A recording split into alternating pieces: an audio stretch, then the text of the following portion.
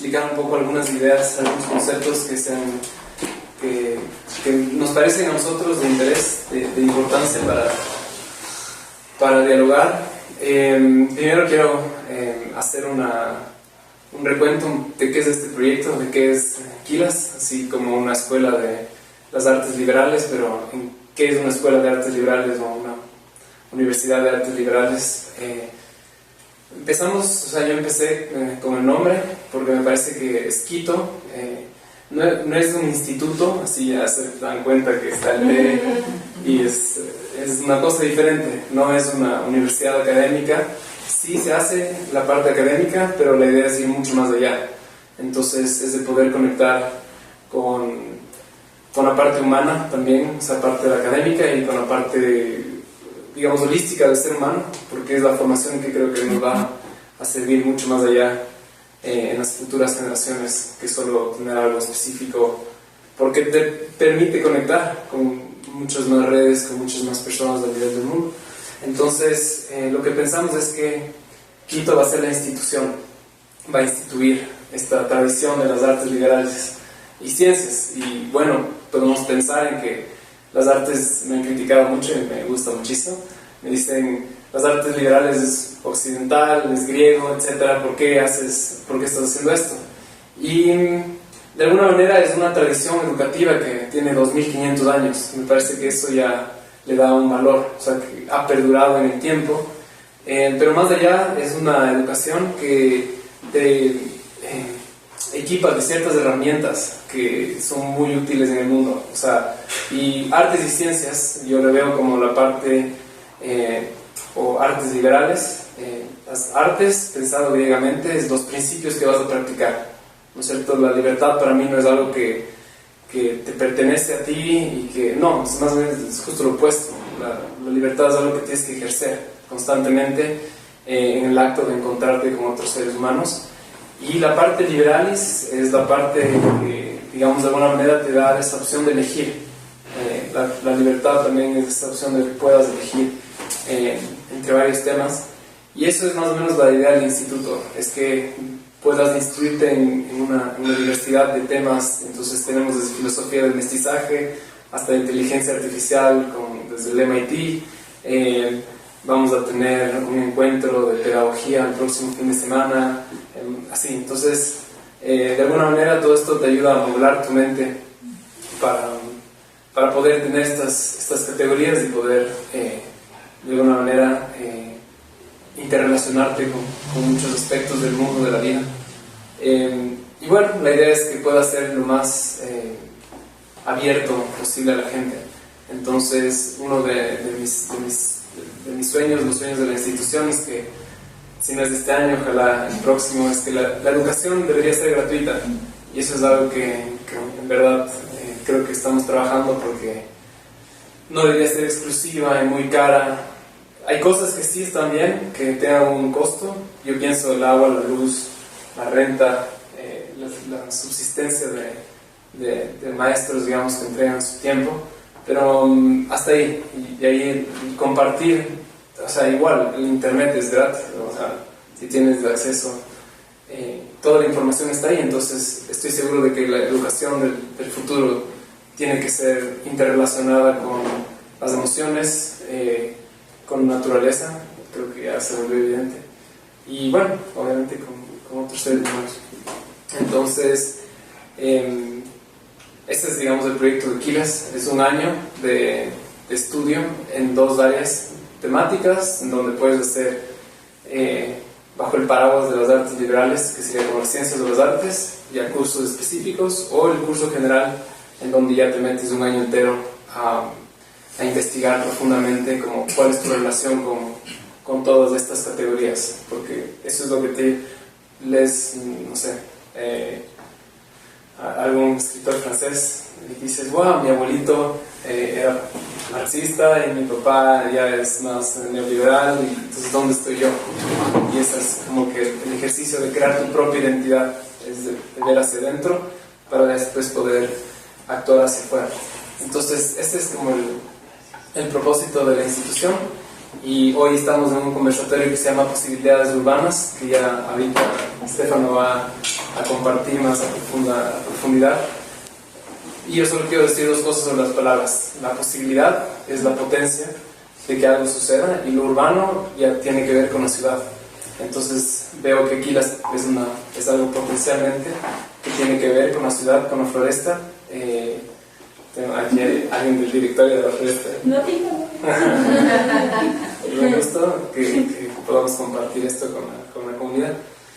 Y bueno, entonces creo que tanto la fundación y todos los proyectos, los emprendimientos de María Teresa y de Javier tienen que ver con esto, con la potencia que tiene la ciudad, qué podemos hacer en la ciudad y qué potencia hay desde la empatía, porque creo que hay mucho que decir a esto. Entonces esa es la razón por la cual estamos hoy reunidos acá.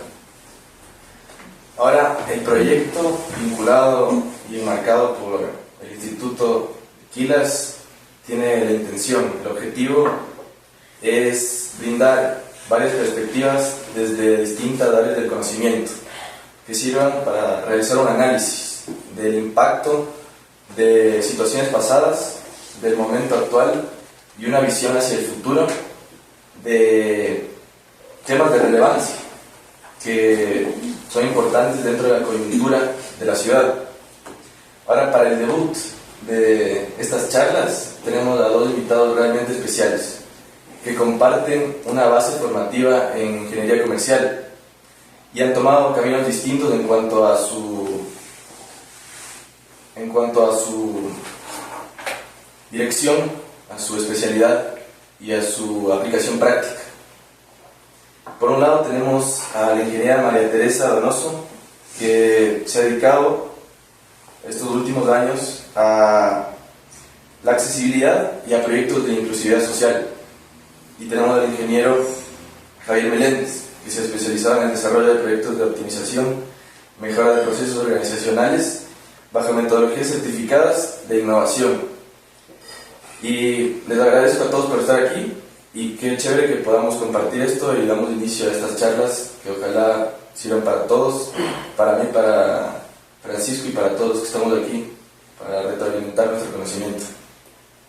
Entonces, la primera pregunta que yo quisiera hacer es don Teresa. Y no sé si todos ya tienen como un conocimiento, pero tal vez me gustaría que podamos abordar la fundación desde cómo ves tú esto, un aporte a la educación. O sea, el paraguas también es de educación, innovación y sociedad. Entonces creo que estos son los tres conceptos que nos unen hoy también. Entonces, Bueno, muchísimas gracias tanto Francisco como Stefano por esta invitación y de poder compartir con ustedes esta noche junto con Javier esta iniciativa de estos conversatorios donde podamos compartir experiencias, conocimientos, como también objetivos de lograr que esta ciudad sea más inclusiva y sobre todo que sea más amigable y más humana con quienes habitamos en ella. Bueno, yo soy vicepresidenta de la Fundación Reina de Quito. Nosotros vamos a cumplir 35 años de gestión en este mes de abril, y básicamente la fundación lo que hace es reunir a las 6 reinas que hemos tenido realmente la oportunidad y la experiencia maravillosa de haber servido durante un año a la ciudad, y a través de nuestra experiencia poder lograr que las siguientes reinas sigan haciendo una gestión social. Nosotros tenemos el centro terapéutico, que es un centro que atiende a niños, niñas y jóvenes con síndrome de Down. Nuestra idea es justamente prepararles para la vida y para la inclusión educativa. Apenas nace un niño con síndrome de Down, de las diferentes maternidades nos refieren, y tanto este bebé como su familia acuden a la fundación. Nosotros hacemos una primera intervención que es justamente explicarles a los padres de familia de lo que se trata el síndrome de Down, que es una condición, es una discapacidad intelectual que no se va a curar, es una condición de toda la vida para ese bebé, y justamente cuál va a ser la expectativa para su familia, porque como ustedes comprenderán, en el momento que uno tiene un niño que tiene alguna diferencia, y en este caso una discapacidad, hay muchísimo miedo, hay muchísima frustración, expectativa, temor en las familias. Entonces lo que buscamos es primero ese abordaje. Luego tenemos todo un proceso que se divide en 2 etapas. El uno es de atención temprana, que es justamente que ese bebé junto con su familia siguen todo un proceso de terapias para que vaya estimulándose de manera adecuada y vaya aprendiendo a hacer todas las cosas que hace un bebé, desde aprender a levantarse, a caminar, a comer, a tener, digamos, una movilidad y una motricidad adecuada. Y esto se realiza mediante terapias. Entonces tenemos estimulación temprana, tenemos terapia física, terapia de lenguaje, terapia ocupacional, y termina ese niño empezando, digamos, primero con sus papás, porque los papás, les cuento que la familia realmente es súper importante. La familia participa dentro de este proceso de estimulación. Al comienzo, cuando son bebés, van 3 veces a la semana. Luego, cuando ya están en el año y medio, 2, van todos los días al centro terapéutico. Y luego de pasar por este proceso de atención temprana, entran a un proceso de lectoescritura, porque nuestro objetivo es la educación inclusiva. Como conversamos el otro día, la educación inclusiva real, es decir, que ese niño o niña ingrese a un colegio de educación regular y junto con sus compañeros comparta todo el proceso de aprendizaje. Entonces, nosotros, el momento que ya los niños están listos para la inclusión, que sería alrededor, algunos desde los 3 años, que entran ya a la guardería, otros ya más grandecitos, 4, máximo 5 años, pasan ya a otro programa, que es el programa de educación inclusiva. Les cuento que ese programa realmente ha sido duro, porque si bien es cierto, aquí en el país tenemos todas las leyes que están alineadas a la Convención de Naciones Unidas de los Derechos de las Personas con Discapacidad, a la Agenda 2030, los Objetivos de Desarrollo Sostenible, tenemos una constitución que es una de las más vanguardistas del mundo, así la han calificado muchas personas, tenemos una ley orgánica de discapacidades, es decir, legalmente tenemos todos los temas para que ese niño pueda llegar y tener el derecho a la educación. Pero en la realidad no sucede así. En la realidad sí se cierran muchas puertas, en muchos casos les dicen a los padres de familia que no hay cupo, que no le pueden atender al niño. Entonces allí nosotros entramos como Fundación Reina de Quito a hacer una intervención en el centro educativo. El padre de familia ha escogido, digamos, su centro educativo de acuerdo a su situación geográfica, su situación socioeconómica, y ese niño entra a la escuela. Entonces nosotros hacemos una capacitación con todos los docentes que van a estar dentro de este proceso educativo, con las autoridades del colegio, con los compañeros de ese niño, con los padres de familia de los compañeros, para que todo ese entorno esté listo para la inclusión. Y tenemos, perdón, solo acabo de contar, tenemos un programa de tutorización, es decir, que cada docente tiene una tutora, que es una de nuestras terapistas, que le va a acompañar, digamos, en este proceso para que sea exitoso, porque además cada caso de cada niño es diferente. Claro, entonces creo que ahí más o menos como tienen así un pequeño pedazo de cómo en verdad está funcionando la fundación, pero ahí hay algunas preguntas que me quisiera ondear, tanto la parte social, así de cómo se entiende el proyecto de la fundación, también tal vez profundizar en la educación, en la educación inclusiva o sostenible, que es algo que sí te quiero preguntar. Pero antes creo que sería interesante hacer el contraste primero con Javier, y te dejo la palabra a Estefan. Bueno, creo que los panelistas tienen diferencias grandes en cuanto a los caminos que han elegido, más allá de que ambos tienen la intención de modificar o hacer un realce en las capacidades, en las posibilidades que tenemos como ciudad y como personas de crecer. Y bajo tu óptica, Javier, dado que estás ya con una trayectoria importante en innovación y estás en todo el ámbito corporativo, ¿qué te motivó a especializarte en lo que haces y cómo relacionas lo que haces, dándonos una breve introducción a lo que haces con la educación? Bueno, yo trabajo como gerente general de Kruger Labs, es una aceleradora de startups, de emprendimientos digitales. Invertimos plata en startups, estamos ahorita en 12 países, y también trabajo como gerente de consultoría de la corporación. En la consultoría trabajamos en aristas como innovación, que es básicamente ayudamos a las empresas a sacar proyectos de manera más rápida, centrándonos en el cliente y centrándonos en los cambios del mercado. Eso significa la innovación para ti, digamos. No, digamos que no, es como que la línea consultiva en la que básicamente las organizaciones quieren. Necesito sacar productos más rápido porque ahorita tienes startups, tienes scale-ups que están sacando productos diferentes y tú como organización no estás suficientemente ágil, entonces te ayudamos a cortar eso. De ahí tienes diferentes definiciones de innovación, pero eso no vale la pena ahorita tocarlo. De después tienes agilidad, que es cambios en las estructuras organizacionales a nivel jerárquico-funcionales. Te ayudamos a hacer una estructura mucho más plana. Tomamos mucho el modelo de Spotify. Después tenemos una línea de experiencia de cliente que trabajamos mucho. ¿Cuál dirías tú que, solo para las personas que no están así muy acostumbradas, cuál sería el modelo de Spotify? El modelo de Spotify trabajas de acuerdo a afinidades, no trabajas de acuerdo a jerarquías. Entonces en Spotify, por ejemplo, tienes un líder de negocio, un líder de cliente y un líder técnico. Esos tres sacan una funcionalidad del producto de Spotify. No tienes el analista, el coordinador, el jefe, el vicepresidente, el presidente. Ese es el modelo un poco en el que se trabaja a nivel de proyectos. Y de ahí tenemos una línea de cultura y gestión del cambio que trabaja muchísimo con la gente de las organizaciones para disminuir ese gap o esa rigidez que tú tienes en implementar proyectos para hacer mucho más smooth, mucho más sencilla, mucho más fácil la implementación de proyectos. Y de ahí tenemos una línea que es un poco más, ya más técnica, que es de acuerdo a cada vertical industrial.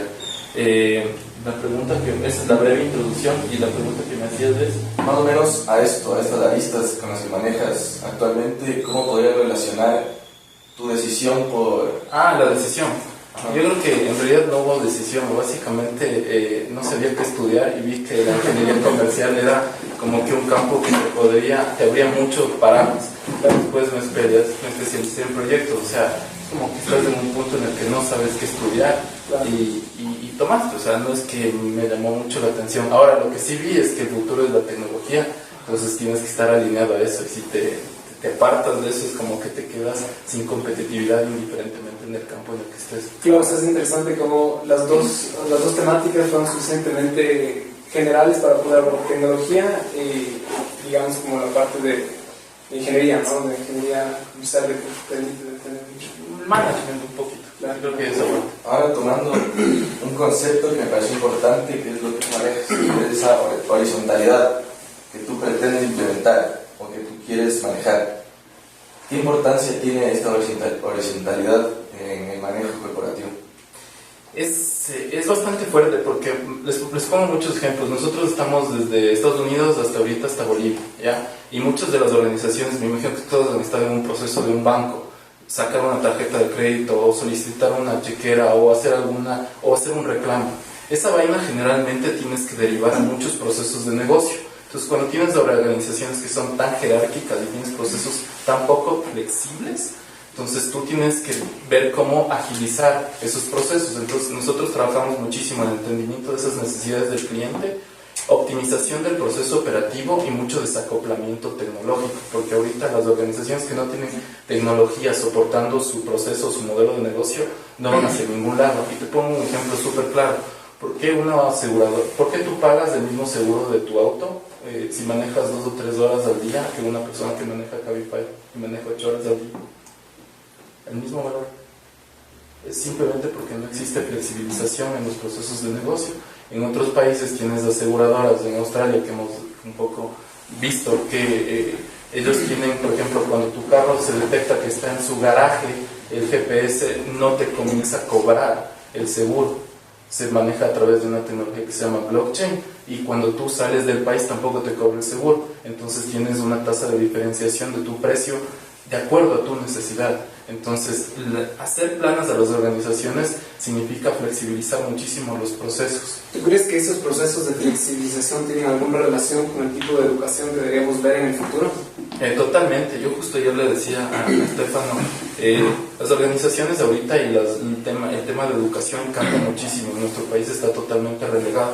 Yo tengo relación ahorita mucho con los, no sé si presidentes, pero sí, por ejemplo, con las personas que dirigen las universidades de aquí, la San Francisco, la SEG, la UDLA, y las organizaciones de ahorita piensan que su modelo de educación es el tradicional. Ahorita a una carrera, a un título nos sirve en nuestro país, pero en otro lado ya no te sirve. En otro lado, Google, Facebook y eso te contratan por un skill. Y las competencias. Sí, es una competencia. Tienes competencias blandas y duras. Y las competencias de hace 15, de hace 5 años no son las mismas que ahorita necesitas. O sea, hace 5 años necesitabas organización en tu mente, ¿no es cierto? O necesitabas trabajo duro. Ahorita no necesitas pensamiento crítico, analítico, resolución rápida de problemas. Nosotros tenemos en la organización gente que no tiene ninguna carrera, que es gente que ha estudiado inteligencia artificial, machine learning, que sabe alguna tecnología o desarrolla algo de software y es contratado, ¿me entiendes? Y gana mucho más que a veces un gerente. Entonces, cuando tú... Y eso es una cosa que las universidades todavía aquí no entienden. ¿Tú sabes de dónde sacan plata las universidades gringas? No sacan plata los estudiantes, sacan plata de las patentes, porque te ponen a resolver problemas que quieres resolverse dentro de una sociedad. No comienzas a hacer tesis tontas que no te sirven para nada en la vida. Entonces, aquí alguien ya está entendiendo eso y es la Universidad de San Francisco. Entonces, te pone a resolver un problema que tiene la industria, patenta esa solución y cuando lanza al mercado, cobra de él.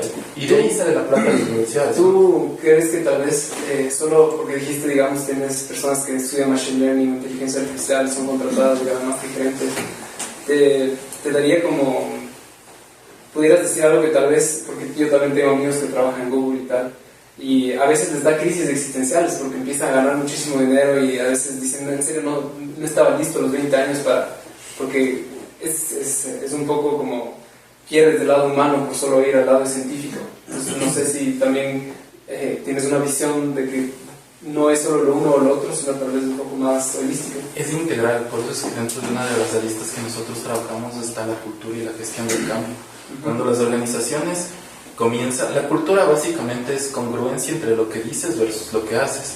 Si tú eres de una cultura centrada en tus empleados y tienes que tomar una decisión de quitar los bonos a los vicepresidentes o quitar el seguro médico para toda tu organización y quitas el seguro médico y dices que estás centrada en tu gente, tu cultura es incoherente y no sirve. Entonces tienes que básicamente hacer lo que dices que haces. Entonces, por eso nosotros trabajamos en esa lista, trabajar en diagnosticar una cultura actual de las empresas. No todas las empresas necesitan una cultura de innovación. Hay muchas que necesitan una cultura de disciplina, otras culturas centradas en los empleados, otras centradas en el cliente. Depende del sistema. Depende. Yo me he chocado durísimo contra las empresas. Una vez fuimos a una de manufactura, hicimos meter tema de innovación y en realidad ahí no, es disciplina, porque el tiempo es dinero. Esto es un tema de sistemas, me gusta mucho. O sea, pero porque estás básicamente viendo el sistema y de ahí decides qué tipo de solución, qué tipo de tratamiento se tiene que dar. Es que es cultural, entonces si tú vas a una empresa tienes que analizar muy bien eso, diagnosticas la cultura actual, determinas cuál es la cultura a la que quiere ir esa organización, porque hay un gap entre eso. Cuando tratas de cerrar ese gap, dices, quiero ir a una cultura de disciplina, listo. ¿Cuáles son tus brechas que tienes ahí? Y trabajas con la gente. Voy a hacer una intervención y le voy a preguntar tal vez a María Teresa que pueda compartir con la cultura, con la familia, con los educadores, con los docentes, con toda la escuela, y creo que eso también es lo que te da una visión de una educación que o sea, en verdad llega a este core de la inclusividad, ¿no? De un ser humano que también está desarrollándose a ese potencial. No sé si puedes compartir para hacer el contraste. A ver, mira, nosotros estamos ahora como Fundación Reina de Quito apoyando un tema que es justamente el manejo de la diversidad en el aula. Este tema tiene que ver un poco con lo que estamos hablando porque cada uno de los que estamos acá somos diferentes. Tenemos diferentes habilidades, diferentes gustos, diferentes capacidades. Y el momento que estamos en un aula, el profesor debe saber justamente cómo sacar lo mejor de cada uno de nosotros. Cómo lograr que cada uno de nosotros aprendamos bajo un mismo esquema y aprendamos lo mismo, la materia que se está dando. Pero ¿qué sucede cuando una persona tiene, por ejemplo, una discapacidad? Hemos hablado de los niños del centro terapéutico, tienen un síndrome de Down. ¿Qué pasa cuando una persona pasa por una situación de ansiedad? Ahora vivimos en una vida que nos genera un montón de ansiedad, este tema de las redes sociales, de la aprobación, de ser parte de un grupo, de que nos tomen en cuenta. ¿Qué sucede cuando tenemos diferentes necesidades de aprendizaje? Hay gente que es súper buena para hablar en público, para poder expresarse de manera verbal. Hay otras personas que tienen más bien habilidad para hacer proyectos y para poder dar a conocer su conocimiento a través de justamente la tecnología, con diferentes mecanismos o programas. O qué sucede cuando hay un examen escrito, una persona es súper hábil y va a poder hacerlo en el tiempo adecuado. Entonces, todo esto es un reto para el docente. Y eso tiene que entenderlo el docente, que no se debe etiquetar a las personas. O sea, yo no quiero que a nuestros niños del centro terapéutico digan, estos son mis alumnos con síndrome de Down, sino que yo quiero que hable de Valeria, de Andrés, de Nicolás, de Juan, que son parte de esa aula. Entonces nosotros ahora estamos justamente impulsando este tema del manejo de la diversidad en el aula a través de un proceso que se llama el aprendizaje sostenible, que es un aprendizaje para la vida, es un aprendizaje en el cual justamente todo se basa está basado en las capacidades y en poder justamente entender las capacidades de esas personas. Y adicionalmente a esto, este aprendizaje necesita que el maestro o el docente sea responsivo, es decir, que el docente pueda analizar cuál es la situación de esa persona y a través de una serie de estrategias, de guías que aprende, porque lógicamente todo esto que les estoy hablando está sistematizado, pueda justamente ver cuál es la mejor manera de que esa persona aprenda o pueda sacar lo mejor de sí. Que de alguna manera se relaciona mucho a lo que estás diciendo tú. Me parece que el tipo de management que estamos viendo acá es uno que se vuelve muy especializado al contexto, al contenido de las personas que están en esas disciplinas, están tratando de entender esos negocios. Veo esta conexión. Y haciendo un paréntesis con lo que me decías de ayer, hablábamos de las 5 actividades que manejas. Yo te preguntaba, ¿cuál de todas crees que es la más importante?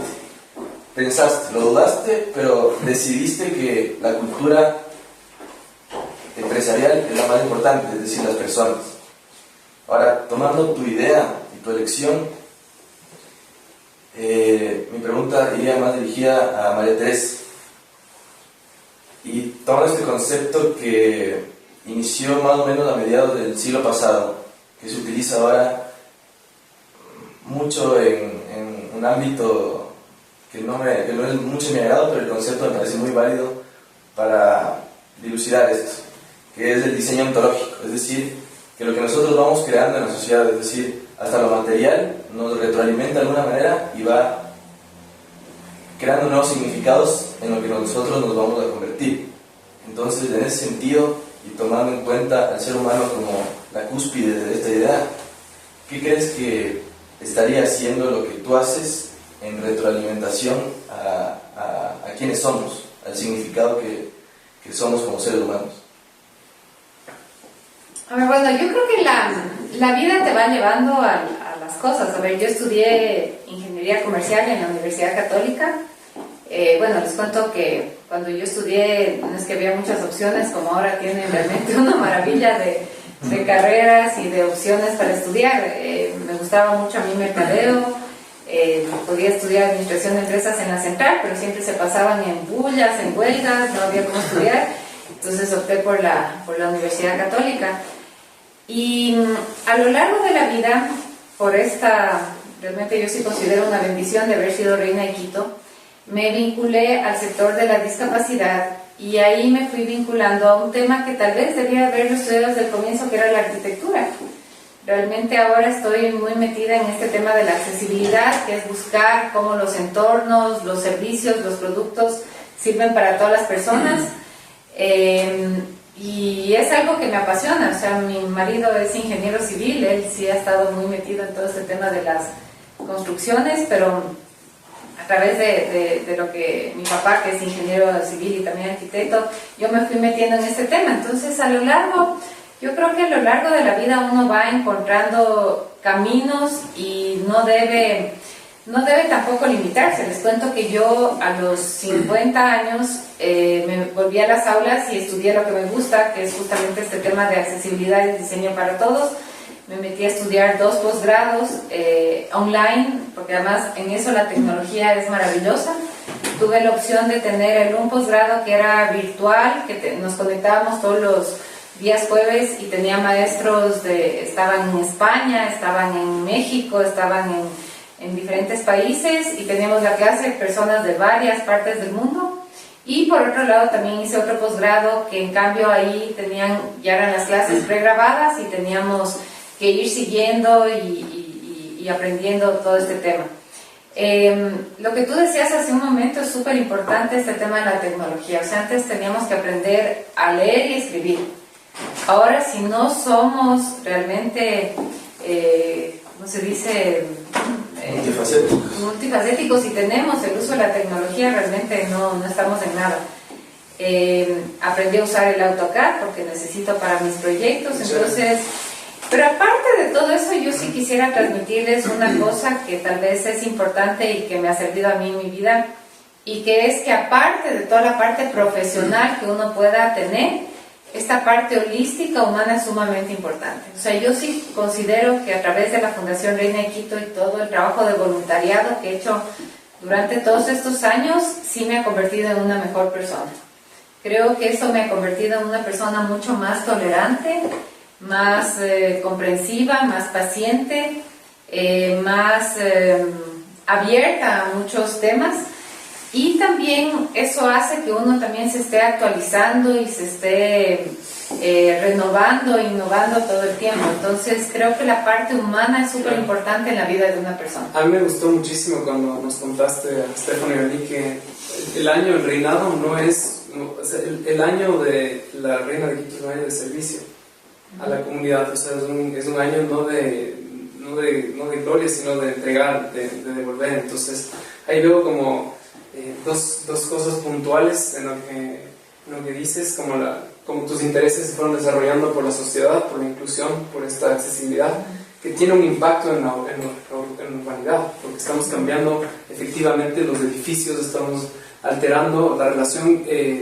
moral, ética que vamos a tener con nuestra arquitectura. Y entonces ahí veo como así estos dos parámetros, dos paraguas, la sociedad y la ciudad.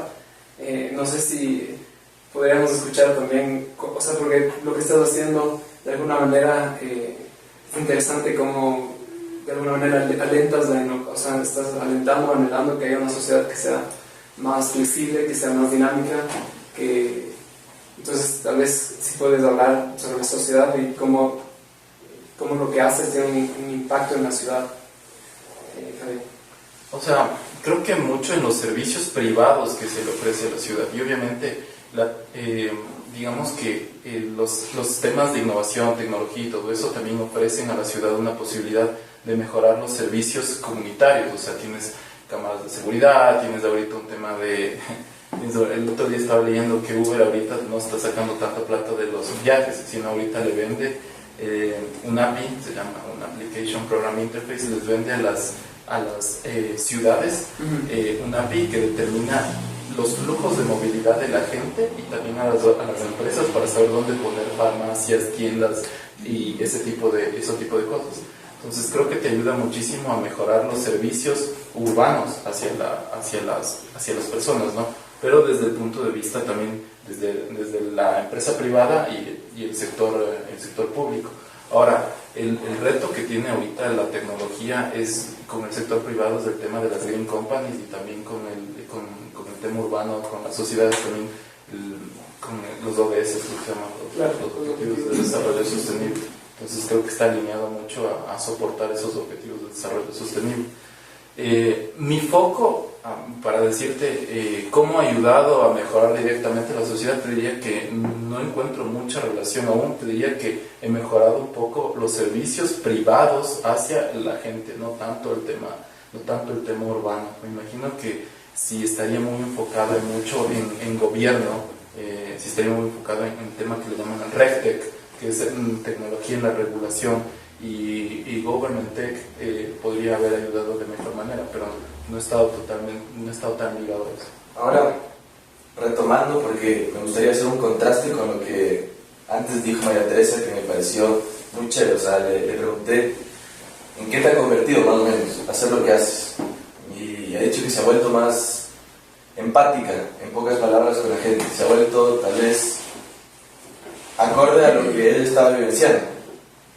Y tú me contabas ayer que eres un millennial de catálogo. O sea que lo que haces en tu día a día, es bastante similar a lo que entra en una categoría millennial. Me decías que vives bien minimalista. Sí. Es que justo me decía que tú eres un pan de Dios y yo decía, yo soy un desgraciado. Ahora, ¿y eso qué tiene que ver con el catálogo? Es que le iba contando muchas cosas porque, de acuerdo a... Bueno, te termina la pregunta para ir contando ya. o sea, lo que quería era que nos cuentes más o menos si es que consideras que lo que haces, tu entorno, con las personas con las que estás y en la empresa en la que has trabajado y en el medio en el que te has desarrollado, te ha vuelto quien eres más o menos en tu personalidad, en quién eres y en quién vas a ser. O sea, básicamente todo lo que tú vives te va formando, ¿no? Te vas formando, pero creo que tienes unos valores y unas raíces muy fuertes de tu hogar. O sea, creo que indiferentemente de dónde trabajes, el hogar fundamenta eso, esos valores fundamentan. O sea, puedes estar trabajando y ser un mega millonario y estar en otros lados y vivir de la manera más austera como lo hace mucha gente que tiene dinero, o se te puede volar la cabeza por ganar $5,000 al mes. Entonces creo que el hogar y los valores creo que te fundamentan mucho eso. Ahora, después obviamente la educación y todo lo que vas viviendo también te va formando el carácter, y creo que eso, yo era un tipo muy vago en el colegio y en la universidad, o sea, me jalé creo que 6 u 8 materias de la católica, pero eso al final del día, cuando ya te pones en el ambiente laboral, yo no me considero una persona tonta, porque ya cuando estás en el ambiente laboral veo que muchos de mis compañeros de mi misma generación tal vez ganan la tercera parte o están en un cargo mucho menor. Entonces lo que sí considero es que tú tienes que vivirlo, vas a molestar y joder todo lo que tú quieras, pero el punto en el que te das cuenta de que te estás comiendo el tiempo de tu vida y que la juventud es muy corta y el resto es tal vez muy largo, es cuando te das cuenta que tienes que aprovechar muchísimo el tiempo. Y en mi caso me di cuenta cuando entré a la primera empresa, que fue Telefónica aquí, y cuando me fui a estudiar en el TEC de Monterrey, es cuando te das cuenta de que hay una generación atrás que te está comiendo los talones, y que si tú no te vuelves competitivo ya, o comienzas a aprender o comienzas a desarrollar tus capacidades blandas, como las que tú tienes muchísimo, tolerancia, respeto, toda esa organización, y si no las combinas bien con las duras, conocimientos, yo que sé, en proyectos, en inteligencia artificial, en desarrollo de software, lo que sea, no te vuelves una persona competente. Entonces las organizaciones sí influencian muchísimo cómo tú te conviertes a nivel de persona, pero no te va a cambiar si tú tienes unos valores muy fuertes. Lo que sí te va formando es el criterio profesional y cómo reaccionar muy bien a las situaciones organizacionales. O sea, no es más responsable alguien que es serio y está siempre en el escritorio dictando órdenes a la gente, que por ejemplo los nuevos gerentes que están matándose de risa haciendo chistes o mandando memes. Entonces las responsabilidades, el nivel de madurez profesional creo que va de acuerdo a cómo tú enfrentas tus responsabilidades profesionales. Ajá, o sea, creo que hablas mucho también de este tema en la vida, porque y creo que los dos también tienen mucho, es parecido, ¿no es cierto? Como dices, no sabes en qué camino te va a llevar la vida y tal vez eventualmente acabas haciendo lo que amas, o te vas dando cuenta que necesitas desarrollar en ciertas cosas y desarrollar ciertas otras. Y me parece que eso es también un poco la idea de tener un espacio como Quilas, en donde puedes tener lugares donde estás haciendo inteligencia artificial y el otro día estás haciendo filosofía del mestizaje o filosofía del ecuatoriano en la terraza.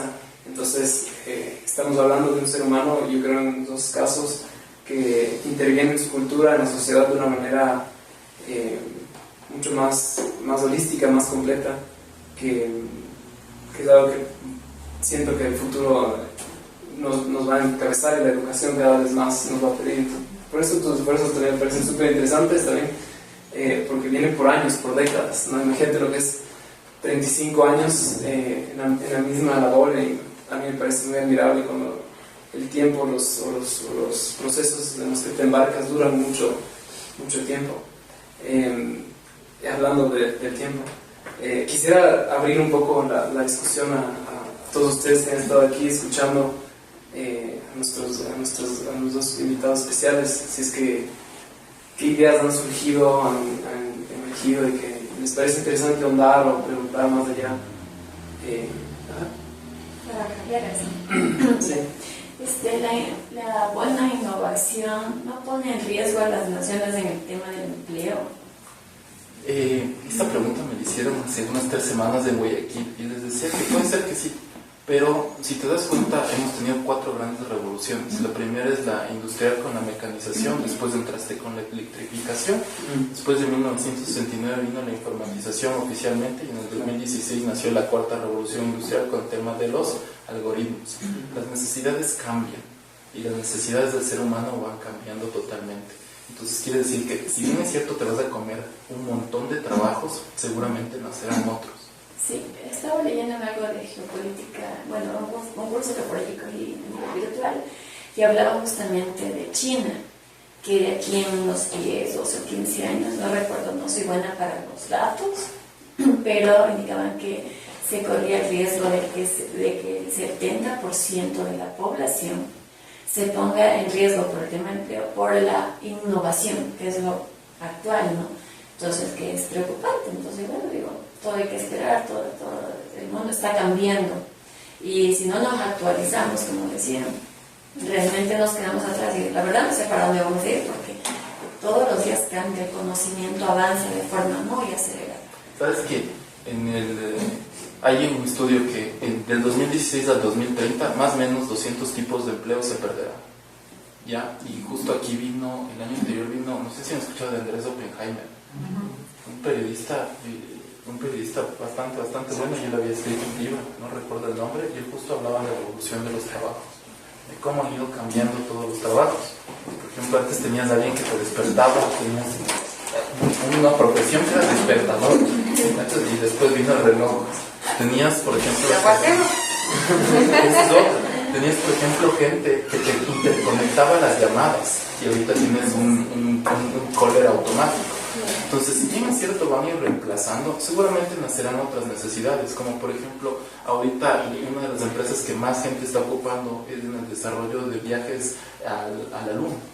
Entonces, con Tesla y con Elon Musk. Entonces, es otra necesidad, ¿me entiendes? Ahora ya hay una necesidad, están creando la necesidad de irte de vacaciones a otro lado. Entonces, a otro lado de la Luna, ¿no? Entonces, es un tipo de necesidad totalmente diferente. Entonces, si bien es cierto, sí se comerán ciertos trabajos, también, por ejemplo, Uber, ¿cuál es el principal gasto que tiene Uber ahorita? ¿Se han puesto a pensar eso? ¿Servidores? ¿Cómo servidores? O sea, No es servidores, no es la nube. Ok, no. El chofer. Para el chofer. Entonces, O sea, estás hablando como de carros de autos eléctricos, o sea, que se manejan solos. no, ese es el modelo de locomoción. El modelo de manejo es el que está cambiando. Entonces, se quieren comer a los choferes. Y eso es lo que todo el mundo quiere ahorita, disminuir, obviamente, el uso de la gente y transformarlo a uso de tecnología. Por eso tienes que estar alineado a la tecnología, porque si no te vuelves Yo poco quisiera hacer o sea, como que si hay una otra visión de... Espera, yo quisiera plantear las cosas difíciles para O sea, es que ayer ya hablaba con Javier de este tema, entonces como me encanta hacer este contraste porque están en otro plano ambos y me parece chévere ver sus perspectivas. Y le decía, ¿hacia dónde crees que va el ser humano? El Homo sapiens se va a convertir en este libro de Jan Wisk, de El Homo Optimus, en donde se fusiona la tecnología y nos volvemos cyborgs. Nos vamos hacia allá. ¿Qué es lo que probablemente pase? Y me dijo, concordó conmigo Javier y me dijo, sí, probablemente ese sea el siguiente paso, y el siguiente paso a eso sea definitivamente ser máquinas y después ser dígitos. Entonces, ¿crees que esa extensión que yo considero que es así, crees que esa extensión que es lo artificial, que yo no considero que es artificial, sino una extensión de nuestra misma naturaleza, es así? ¿O crees que hemos tomado el riesgo de ir por un camino en el que probablemente no estemos decidiendo bien?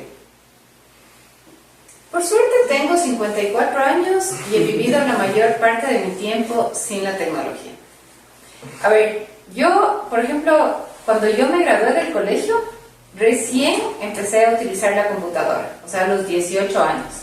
Mis hijos, lógicamente, que son de la edad de ustedes, son, ¿cómo se llama?, nativos tecnológicos. A mí sí me apena que la tecnología aleja a la gente. O sea, así como yo tengo mis hermanos que viven fuera, mi hermana vive en Turín, mi hermano en Madison, nos vemos, nos conectamos, estamos ahí al lado a través de la tecnología, pero así mismo con la gente que está alrededor de uno, sí le aleja a uno. O sea, yo creo que el sentarnos, por ejemplo, en este sitio, comentar, poder discutir de diferentes ideas, oír cosas tan interesantes y aprender cosas es lindísimo. O sea, yo creo que eso vale muchísimo la pena. Eso a uno le enriquece, a uno le hace pensar, le hace aprender. Entonces es muy rico eso. Pero la tecnología también nos puede alejar muchísimo. Hay veces que mi marido sí me jala las orejas porque al final del día estoy revisando los WhatsApp y todo porque por el trabajo muchas veces dejamos de conversar. Entonces sí creo que uno tiene que ponerse un alto. O sea, es súper bueno manejar la tecnología para ser óptimo en su trabajo, para ser eficiente, pero no dejar que la tecnología nos domine o nos maneje. Creo que hay que ponerle un alto porque además el tema de las relaciones humanas, muchas veces es mucho más fácil despedirle a una persona a través de WhatsApp o de un mensaje o de un correo electrónico, a darle la cara y decirle, oye, te vas de aquí porque no funcionas. Entonces sí creo que los seres humanos tenemos que poner un alto. Y la otra cosa es que sí tenemos que darle mucho énfasis a este tema de ser solidarios, a mí me apena mucho que hemos perdido, por ejemplo, el tema de la vecindad. Tú me dices que vives acá en la Floresta, que es un barrio tradicional. Justo sé que van a sacar el día 19 un libro porque justo con Rocío Bastidas estamos en el Cabildo Cívico de Quito y ella nos hacía una invitación para el libro de los 50 años, 100 años. o 100 años del barrio. Imagínate cuántas historias hay. Entonces, por ejemplo, en la vecindad, vivimos en un edificio y el rato que subimos a un ascensor ni siquiera saludamos con la persona que está allá adentro. Verán, cuando yo iba a las fiestas, tenía que llegar a la casa, saludarle al dueño de casa y el rato que me iba, despedirme del dueño de casa. Y les diré que eso era, o sea, ahora que soy mamá, es hermoso. O sea, el rato que viene uno de los amigos de mis hijos y viene, hola, Mete, todo el mundo me dice, Mete, hola, Mete, ¿cómo le va? ¿Cómo le ha ido? Cuénteme y todo, y conversamos. Me encanta, porque eso es súper importante en las relaciones humanas. Entonces, sí creo que debemos poner un límite a la tecnología para no llegar a esa deshumanización, porque sí creo que nos deshumaniza. Y el otro tema, este tema de ser solidarios, o sea, sí les quiero motivar y les quiero retar a que en su vida sean solidarios, o sea, piensen en los demás, piensen en el vecino. Miren que a veces en la misma familia pueden ocurrir cosas súper difíciles y uno no está pendiente de lo que le está pasando a esa persona. O sea, tratar a veces de preguntarle si uno le ve triste, qué te pasa. Hay veces que solo con preguntarle qué te pasa, ¡brum!, sale todo lo que estaba dentro de esa persona porque necesitaba que alguien le escuche. Entonces eso nos vuelve más empáticos, lo que tú decías, Estefano. Eso de la empatía es súper importante porque empezamos a ver a las personas desde otro punto de vista y empezamos como sociedad a vernos de otra manera. Una de las cosas que, ¿por qué les digo que seamos solidarios? Es porque ahora que estoy en el trabajo y en todas las cosas que hago y estoy relacionada con el municipio, con ministerios, con temas de gobierno, cada uno trabaja por su lado, es terrible. estamos desperdiciando recursos técnicos, recursos profesionales, porque cada uno trabaja por su lado. Cada uno, el rato que ocupa un puesto, inventa ese puesto. Reinventamos, refundamos la cosa en vez de más bien tener continuidad. Y un éxito que, por ejemplo, hablábamos el otro día con ustedes de la Fundación Reina de Quito, es que hemos venido 35 años haciendo lo mismo. O sea, no lo mismo, vamos mejorando, vamos innovando, vamos cambiando, vamos progresando, pero hemos seguido adelante. Entonces, por ejemplo, en este país nos hace falta planificación, nos hace falta trabajo en equipo, nos hace falta ser más empáticos y vivir más, digamos, como sociedad, porque las ciudades tienen que ser humanizadas. Totalmente de acuerdo. O sea, creo que en realidad para mí el proyecto de la educación es un proyecto humanista. Y el ser humano no necesariamente, o sea, porque lo que estamos aquí es una línea muy, muy hermosa de la ética, de qué es lo que viene en el futuro, y usualmente la tecnología no le importa la ética. La tecnología primero desarrolla y de nosotros desarrollamos la... Sí, me tengo que Sí. tengo una pregunta. Sí. Respecto a los niños con síndrome de Down, ¿no hay un estudio que se pueda detectar o evitar que ya nazcan así? No sé. La tecnología. Te cuento que el síndrome de Down justamente es una lotería genética.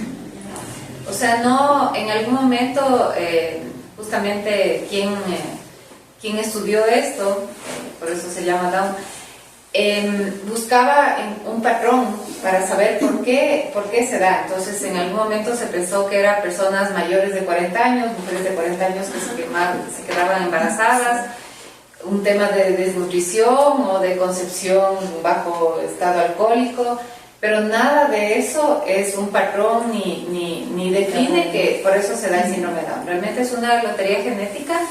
En una familia puede haber un chico con síndrome de Down, otro no. Tenemos nosotros madres de familia de 18 años que tienen niños con síndrome de Down, entonces no se sabe por qué ocurre. No, los estudios, o sea, no. O sea, hasta ahora hay un genetista que trabaja con nosotros, que es el doctor Milton Gijón, que ha hecho muchos estudios y no hay, digamos, una situación. Lo que sí se puede ahora es, desde que una persona está embarazada, ya los exámenes con amniocentesis y eso sí te pueden definir que tu hijo viene con síndrome de Down. Pero ¿por qué ocurre? No. O sea, yo creo que ahí, o sea, el marcador genético está identificado. El problema es que ya está y no puedes revertir eso porque tendrías que transformar a la persona en alguien nuevo. Y ahí considero y confío en la tecnología dentro de, o sea, en el aspecto de las neurociencias, y por eso me quiero encaminar hacia allá, en que algún día podamos revertir esto, aunque tal vez éticamente no sea lo correcto. Porque no sé qué ustedes piensan de que si es que logramos identificar ese marcador genético que va a hacer que desarrolle este síndrome, estaría bien hacer que no lo tenga y cambiar a esa persona que está naciendo para que sea perfecto y sea igual a nosotros. ¿Qué creen ustedes? ¿Qué crees tú? Hay una película similar que se llamaba Gattaca. Gattaca, sí. Claro. Sí, es una discriminación genética. Totalmente.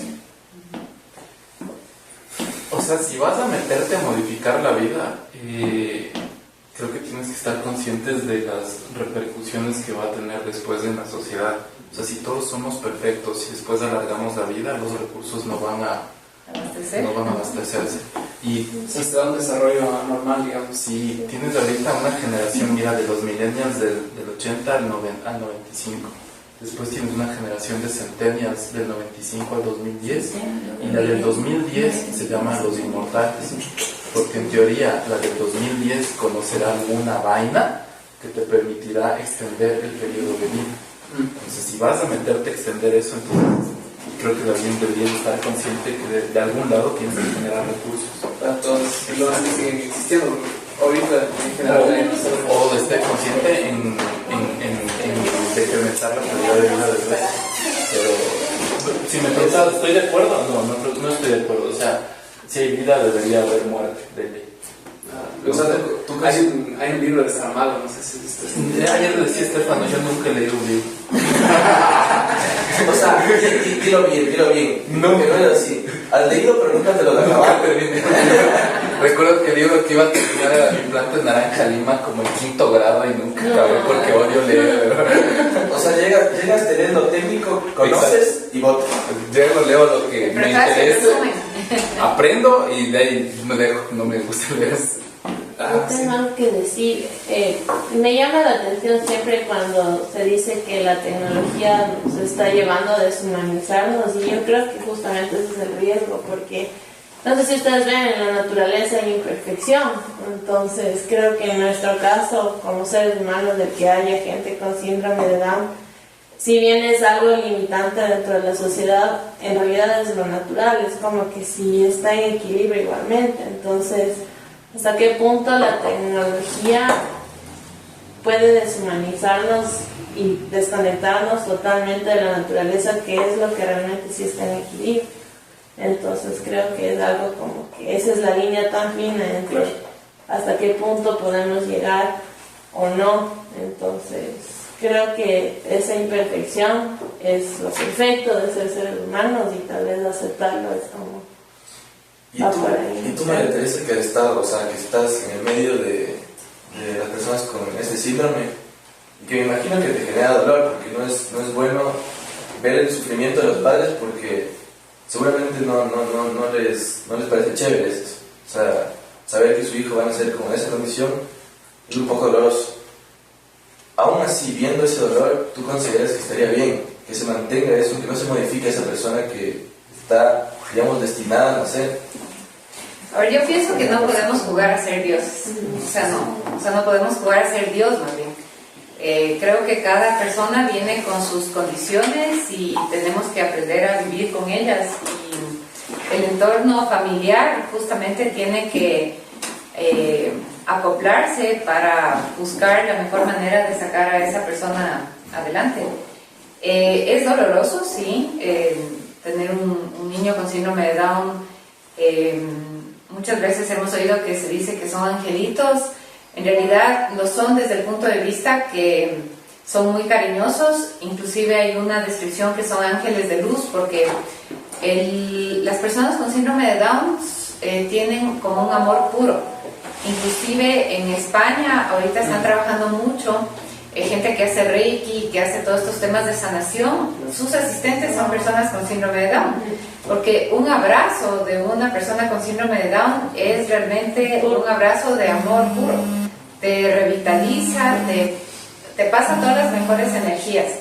Pero claro, su vida no es fácil porque tiene un montón de limitaciones, empezando por un retardo mental que puede ser de leve, moderado y a veces un poco más difícil. Temas de motricidad que también se van manejando y tienen que aprender, justamente por eso son todas estas terapias. Entonces, como tú decías, o sea, creo que como seres humanos tenemos que respetar la naturaleza. Yo oí recién una charla de una persona que hablaba de la inteligencia artificial y justamente cómo ahora se hacen todos estos exámenes de ADN para definir cuáles son tus enfermedades, cuáles son de qué vas a padecer tú en el futuro, para inclusive en algún momento poder manejar adecuadamente tu vida y no llegar a padecer esas enfermedades. Eso significa que vamos a vivir más tiempo, que vamos en busca de la inmortalidad, que los recursos no nos van a avanzar. Entonces, claro, ¿qué calidad de vida queremos? ¿Qué mundo queremos? Entonces sí creo que tenemos que poner también un freno. Esto no significa que todo el tema, por ejemplo, la medicina ahora ha avanzado muchísimo en el tema de discapacidad, que es en el sector en el que estoy más relacionada. La medicina ha sido maravillosa, porque gente que antes, por ejemplo, un niño con síndrome de Down antes no pasaba a veces de los 2 años de vida, porque nacen con una cardiopatía, muchos tienen que ser operados antes de los 2 años de edad, tienen muchos problemas respiratorios, problemas gastrointestinales, pero ahora vemos que su calidad de vida es mucho mejor y su tiempo de vida también. Llegan a ser personas adultas y ya se pueden controlar esas cardiopatías. Pero por otro lado también vemos que también, por ejemplo, las enfermedades crónicas, diabetes, cáncer, la gente se moría antes joven. Ahora vemos que una persona ha sobrevivido 1, 2, 3 cánceres. La expectativa de vida ha cambiado también, porque estamos hablando de que antes hablábamos de los adultos mayores de 65 años, resulta que ahora estamos hablando de los adultos mayores súper activos, participativos, que están en su plenitud, y tal vez ha crecido como unos 10 años al menos la expectativa de vida. Entonces sí es un tema que hay que pensarlo mucho. O sea, sí creo que es importante mejorar la calidad de vida a una persona enferma, poderle ayudar y darle una mejor calidad de vida, pero también eso de extender la vida y jugar a ser Dios, no estoy de acuerdo. Yo creo que llegamos a un punto de la conversación en el que estamos en verdad hablamos por el futuro. O sea, sí, pienso que... Lo que quiero decir es tal vez una pregunta más y de ahí tal vez ya terminar el conversatorio y era una conversación más informal para seguir en eso. A ver, entonces lo que deberíamos hacer es tratar de que la gente adquiera una especie de educación de mejoramiento personal, que, o sea, todos creamos que no estamos envejeciendo, sino que simplemente nos estamos manteniendo jóvenes y que podemos llegar a ser mejores a los 70 años, a los 80, no sentir la vejez, sentir que estamos evolucionando todo el tiempo, sin necesidad de sentirnos que estamos a punto del declive. O sea, creo que tienes que estar consciente, ¿no? Habrá un punto en que sabes, tienes que saber que te vas a morir y la aceptación es de eso, ¿no? Y que vas a envejecer.